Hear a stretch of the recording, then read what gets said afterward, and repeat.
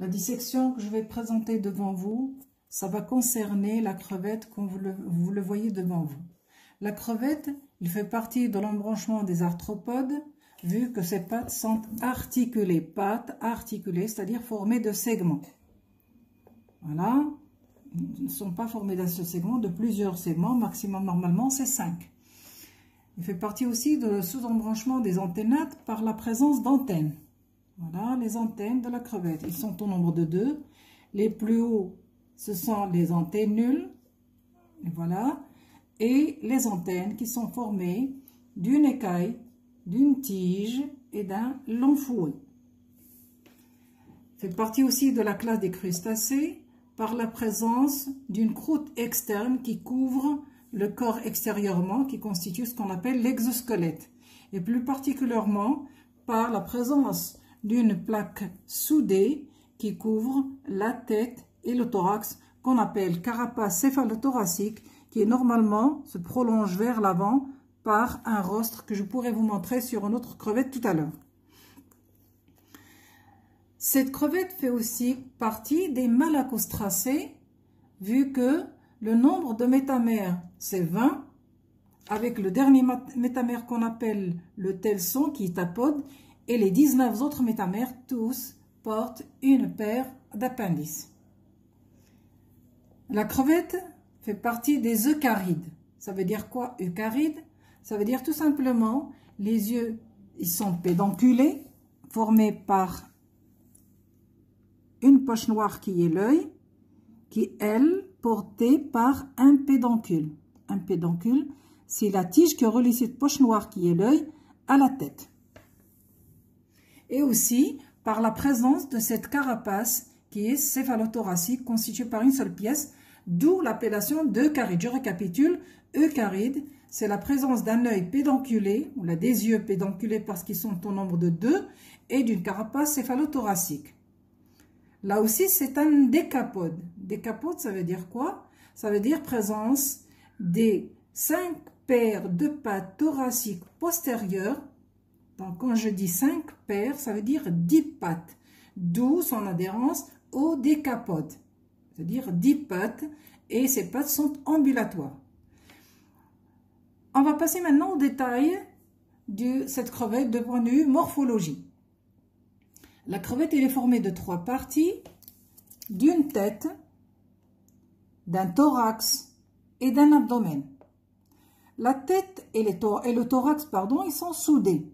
Donc, ils forment une seule entité qu'on appelle le céphalothorax.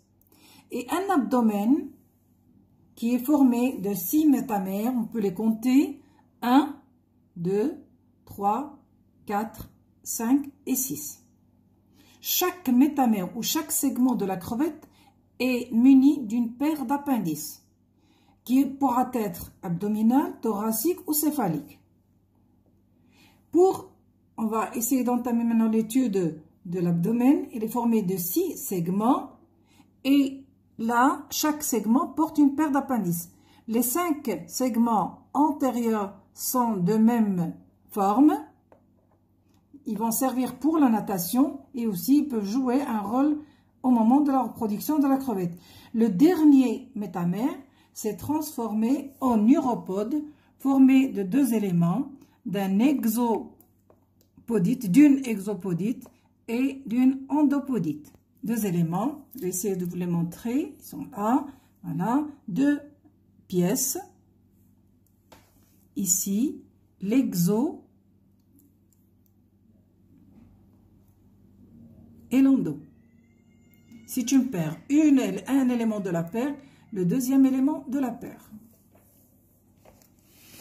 Pour ce qui est thorax, là, je vous ai dit qu'il porte 8 paires de pattes thoraciques. 1, 2, là elle est cassée, la deuxième aussi elle est cassée, 3, la 4e et la 5e. Regardez, on va les compter une deuxième fois. 1, 2, 3, 4 et 5. Ces pattes augmentent de longueur en allant du thorax vers l'abdomen,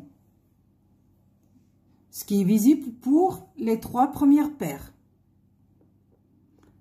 La terminaison de ces pattes se fait soit par des pinces ou griffes. Là, les 3 premières pattes se terminent par des pinces. On va essayer de vous les montrer. Voilà. Une pince.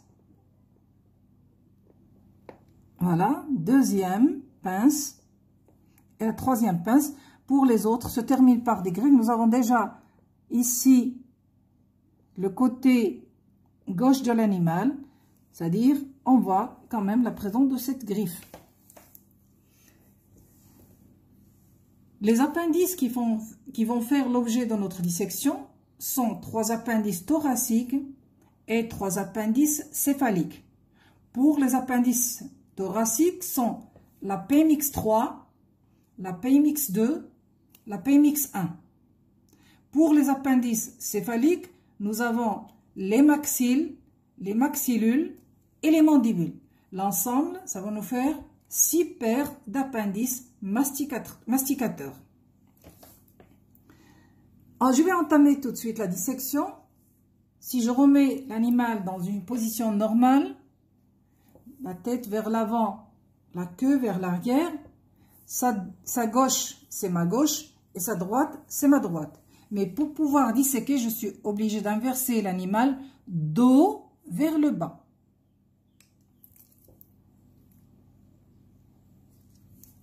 Je compte, je ne considère pas l'abdomen avec ses pattes, mais plutôt le thorax. Je compte une paire, deuxième paire, même s'ils sont cassés, la base, elle est toujours là. Troisième paire, vous voyez que la crevette n'est pas dans un état frais. 4 et la 5e. Juste après, je suis en présence, j'ai devant moi les PMX3. Et voilà. Voilà. Ils sont caractérisés par la présence d'une structure latérale qui est l'exopodite. Ils sont là, je vais les poser sur mon doigt. Toujours, il faut arracher l'appendice depuis la base. Voilà, une PMX3 avec un muscle à la base qui est la branchie. Donc, en plus du fait que c'est une patte mâchoire, il joue un rôle pour la respiration. Là aussi, la même chose. Là, voilà, je la pose. Tout en gardant la face ici, en respectant le côté et la face. Juste après, les PMX3, toujours la même chose. Isoler l'appendice avant de l'arracher pour ne pas tirer quoi que ce soit avec. Voilà, depuis la base toujours, j'enlève et je la place. Regardez là, l'appendice présente une courbure.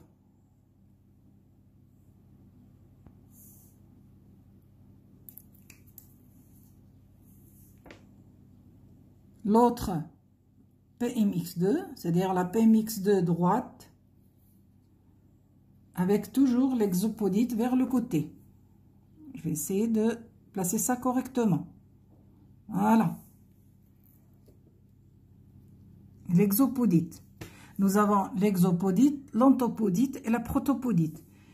L'exopodite, l'endopodite et la protopodite, sans oublier qu'il y a présence aussi de branchies à ce niveau-là. Ensuite, on va passer à PMX1. La PMX1, elle est caractérisée par la présence d'une structure particulière qu'on appelle fouet. Je vais essayer de l'arracher. Voilà. Je la pose sur mon doigt. Vous avez le fouet qui est là, sautant, 2 endites de petites brosses et l'exopodite. Et entre l'exopodite et les endites, nous avons ici l'endopodite. Je vais la remettre, comme je l'ai arrachée, sur la feuille à dissection. Le deuxième PMX3, et voilà. Là aussi, toujours le fouet, l'exopodite, les deux endites et vers le bas, il y a une structure supplémentaire qu'on appelle l'épipodite. Toujours le fouet qui est entre les deux endites et l'exopodite, le fouet, le voilà, le fin filament, il longe l'endopodite qui se trouve entre les deux endites et l'exopodite. Ça, c'est l'épipodite. Ici, on va passer directement à la MX2. Faut faire très attention pour ne pas les abîmer. La voilà.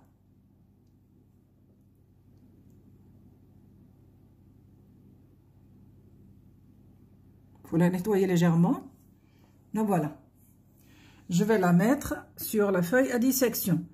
Toujours, nous avons l'exopodite, les endites qui sont bifides, et là, l'épipodite, sans oublier l'endopodite entre l'exo et les endites. L'autre élément, c'est-à-dire le deuxième élément de la paire, c'est la maxille droite.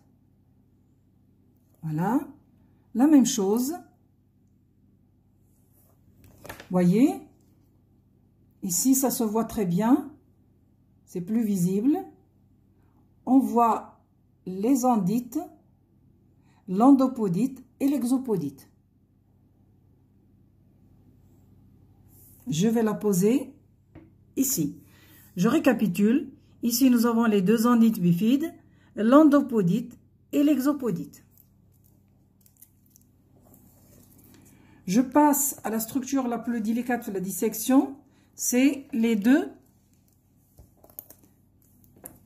maxillules. Là, je vais essayer de faire de mon mieux pour vous les montrer. Là, je vais les toucher. Ils sont là, une maxillule et la deuxième maxillule. Toujours, il faut entamer depuis la base pour pouvoir tirer les trois entités composant cette maxillule. Je vais la poser sur la feuille de dissection et aussi la possibilité de vous montrer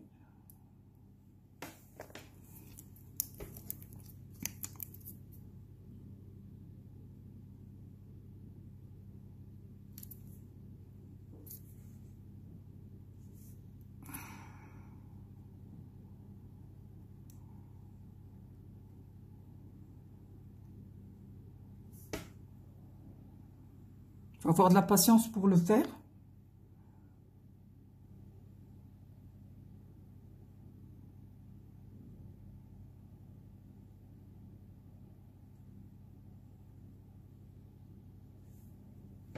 Et voilà.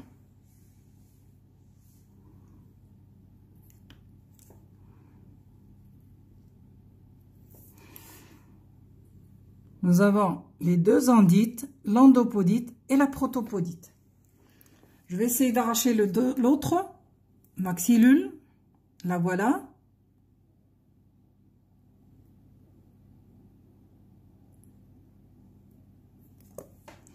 Là aussi, il faut que ce soit complet. On en voit très bien les trois composantes. À chaque fois nettoyer.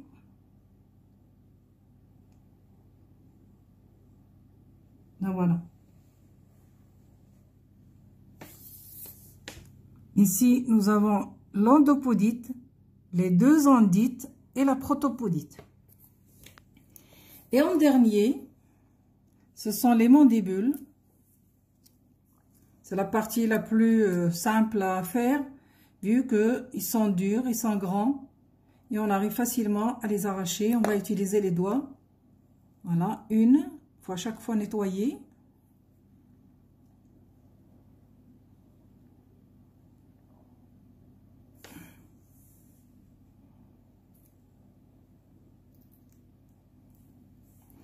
Le deuxième mandibule.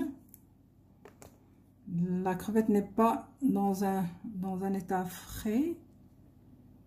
Ce qui fait il faut travailler délicatement et enlever toutes les saletés qui vont gêner pour cette observation de cet apodème, de cette mandibule.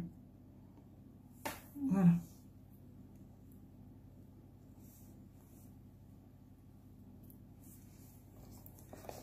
Je vais essayer de vous montrer un tout petit peu les composantes de la mandibule. Nous avons ici la palpe mandibulaire, l'apodème, la protopodite et les endites masticateurs qui est composé de deux parties, la région incisive et la région molaire. Je vais la remettre à sa place tout en respectant l'emplacement, le côté et aussi la face. Changer celle-ci de position pour que ça soit plus clair. C'est impossible d'enlever toutes ces saletés vu l'état de la crevette. Voilà. C'est difficile de travailler avec une pince à épiler, alors que normalement on disposait de la trousse à dissection qui se trouve, que nous avons dans le laboratoire de biologie animale. Mais malheureusement avec le confinement, on n'a pas droit à accès à ce laboratoire. Donc j'ai travaillé avec les moyens de bord. J'espère que vous avez bien compris cette dissection. Regardez, je vais essayer de récapituler pour terminer la dissection de la crevette. Là, je vais essayer de passer en revue. Ici, nous avons la PMX3, la PMX2 et la PMX1. Les trois appendices sont des appendices thoraciques qui se sont transformés en pattes mâchoires et qui sont munis toutes les trois par des branchies. C'est-à-dire, en plus du rôle masticateur, ils jouent un rôle respiratoire. Et la maxille, la maxillule et les mandibules sont des pattes céphaliques, c'est-à-dire qui font partie de la tête normalement. Là, j'ai une dissection que j'avais faite au préalable, sur lesquelles on voit les choses beaucoup plus propres. Regardez les mandibules, ils sont là. Regardez les maxillules, on voit très très bien l'endo, les deux endites et la protopodite. Vous voyez que les maxilles aussi sont bien visibles. Les mandibules, les PMX1 avec le fouet, les deux endites. Et là, on voit une branchie, une deuxième branchie, une troisième branchie. C'est-à-dire que ce sont des pattes masticateurs. Et en plus de ça, une patte masticatrice, en plus du rôle respiratoire qu'il joue chez la crevette. Je vous remercie de votre attention et à la prochaine, Inch'Allah.